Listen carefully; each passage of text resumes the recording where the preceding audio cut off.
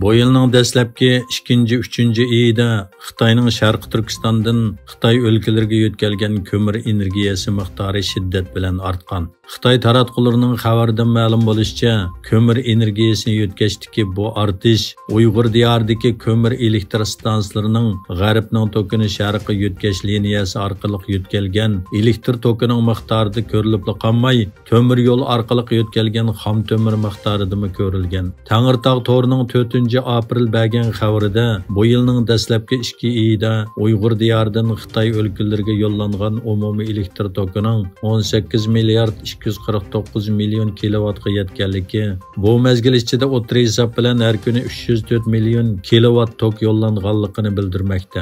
Xitoy taratqullarining xabarlarida Xitoy o'lkalariga yo'llangan umumiy tok miqdorining taxminan 4dan 1 qismining yangi energiyada ishlab chiqarilganligi qayd qilinmoqda.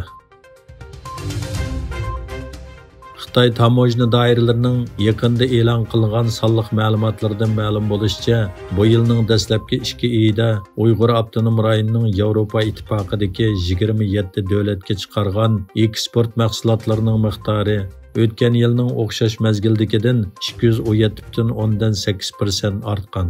Xabarlarda bu yil 1-2 oyda Uyg'ur diyorining Yevropa ittifoqi davlatlariga yo'llagan eksport tovarlarining umumiy miqdorining 312 million dollarga yetib, 2023 yilning 1-2 oyiga selishtirganda zo'r ortish bo'lganligi qayd qilinmoqda.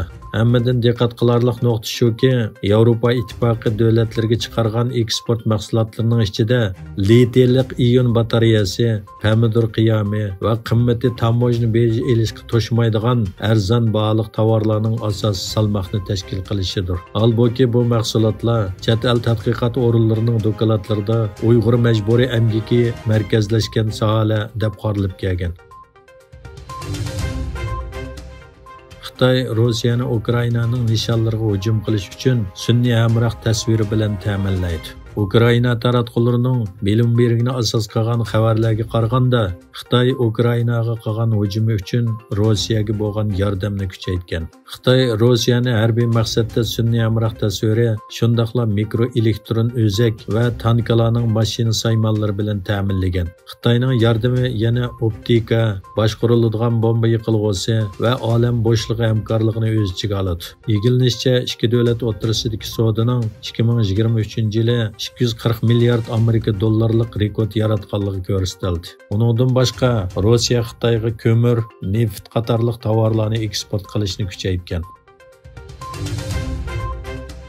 Amerika Moliya ministri Janet Yellen Xitoyning janubidagi Guangzhou shahrida Xitoyning iqtisodiy ishlarga mas'ul muavin bosh ministri Xi Ping bilan ko'rishgan. Amerika Moliya ministrligining bayonotida ko'rsatilishicha, ikki davlat amaldorlari Amerika va Xitoy o'rtasida davlat va yer shari iqtisodining tangpong eshishi uchun dialog va qarib pulga qarshi hamkorlik va dialog nomli ikki yangi tashabbusni yo'lga qo'yganligini e'lon qilgan.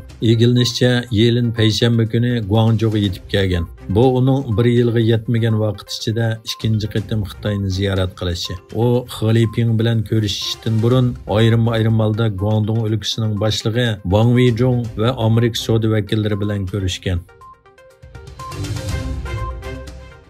Egilinishcha, Rossiya tashqi ishlar ministri Sergey Lavrov Beijingga berib, Xitoy tashqi ishlar ministri Wang Yi bilan ko'rishdi ekan. Lavrov bilan Wangning 2 kunlik uchrashishida xalqaro hamkorlik, shundaqla Ukraina urushi va Osiyo Tinch okean vaziyatiga munosabatlik masalalarni muzokara qilishi mo'ljallanmoqda.